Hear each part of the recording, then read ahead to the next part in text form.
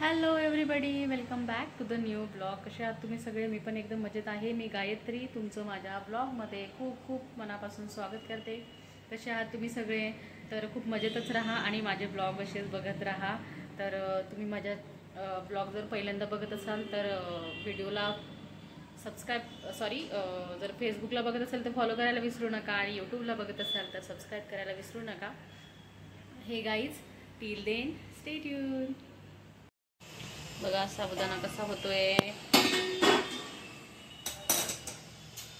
थोडासा परतायचा आहे तो आता.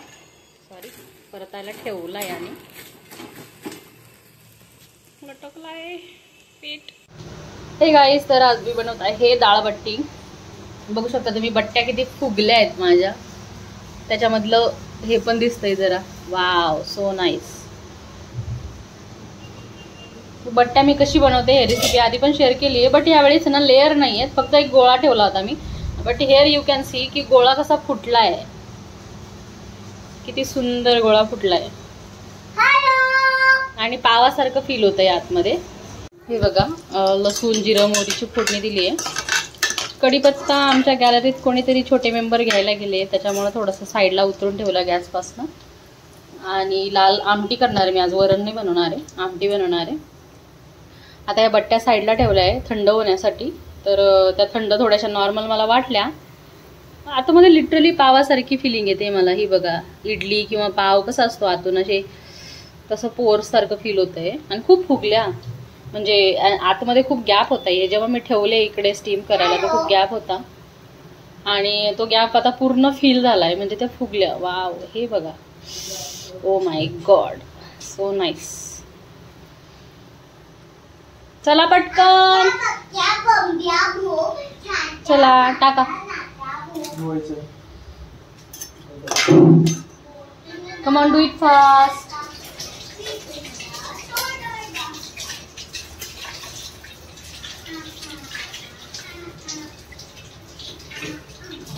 दोन चमचे इनफ. हा, लाल मसाल्याचे. तिखट झालं पाहिजे मला. कोणती कटर नाही, मीडियम दोन चमचे टाकले आहेत मी.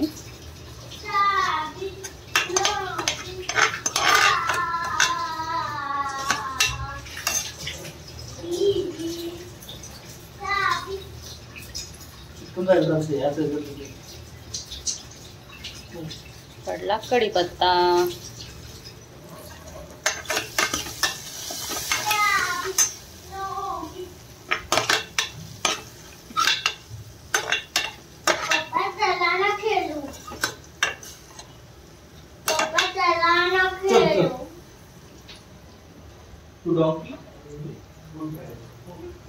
आणि ही बघा, या सगळ्या मिक्स डाळ असतात ना, डीमार्टला किंवा इतर ग्रोसरी शॉपमध्ये तुम्हाला भेटून जाते. मिक्स डाळ पण भेटतात. अशा सगळ्या डाळी मिक्स असतात त्याच्यात, ज्या मी थोड्याशा कुक करून घेतल्या आहेत आणि त्याचीच आमटी बनवणार आहे. खूप सुंदर लागते.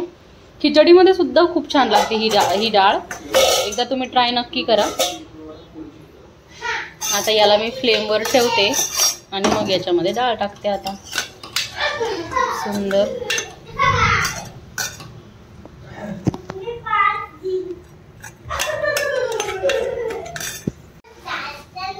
थोडीशी हळदी.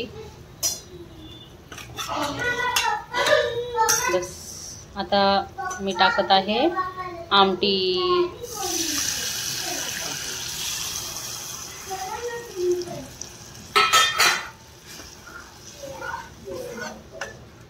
मस्त वास तर खूप सुंदर येतोय. याच्यामध्ये मी मीठ टाकलंय अकॉर्डिंग टू आवर चॉईस. तर मीठ टाकलंय. आता फक्त याची उकळी फोडून घेणार, बस, मग आमटी रेडी होऊन जाईल. हे बघा, तुम्ही बघू शकता.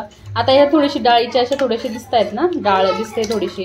जेव्हा ते खूप पूर्ण कुक होईल ना, उकळी फुटेल ना चांगली मस्त, तेव्हा ही डाळ पूर्ण गळून जाईल, अजून गळून जाईल.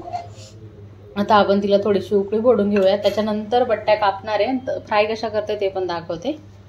Till then stay tune. ह्या बट्ट्या त्याच आहे. 4 तुकडे करून घेतले फक्त मी एका बट्टीचे, जास्त बारीक नाही केलेत.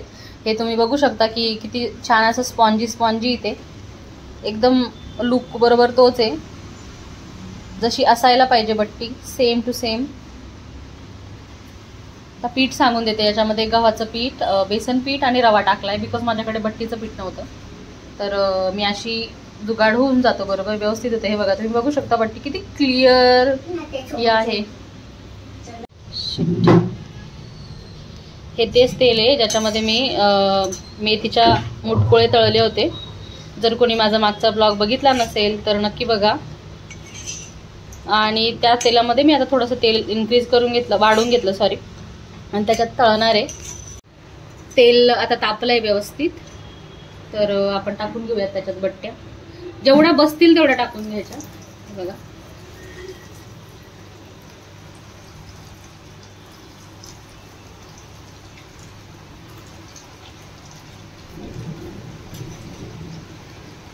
बस टाकता शनीर कशा लाल व्हायला लागल्या. गॅस करून ठेव ना, जळून जाईल.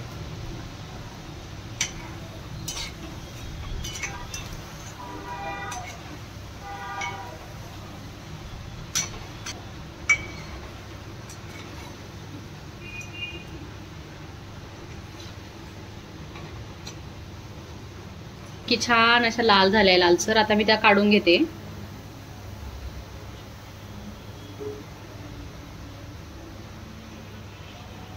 इकडे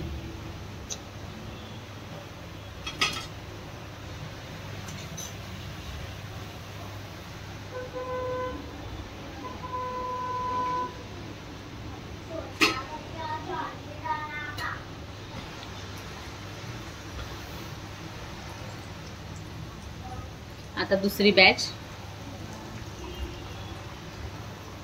सॉरी,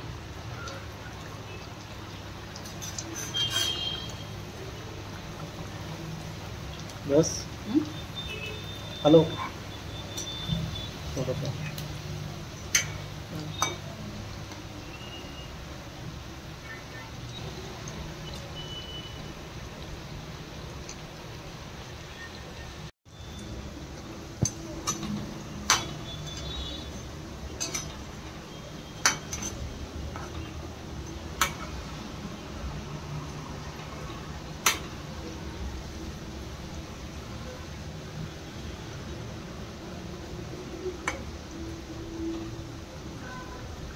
तुम्हाला आता तोडून दाखवते.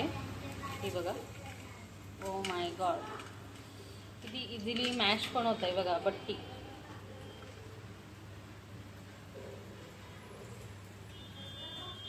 अजून एक घेतलंय. हे बघा, मला काही हाताला टोचत नाहीये, काहीच होत नाही, एकदम इझिली छान अशा मॅश होत आहे त्या. हे बघा, वाटतच नाहीये. मला असं वाटतं मी चपातीचा जसं काला चुरते, की सॉफ्ट सॉफ्ट चपातीचा काला चुरतो ना आपण, लाईक तसं फील होत आहे. आणि आता याच्यात पडेल आमटी, सुंदर अशी झालेली लाल लाल आमटी. हे बघा, इवन दो माझा उपवास आहे पण मी छान छान रेसिपी करते. मला थोडंसं वाईट वाटतंय की मी मला खाता येणार नाही, बट एनिवेज इट्स ओके. मग सगळे जेवायला, डाळबट्टी खायला.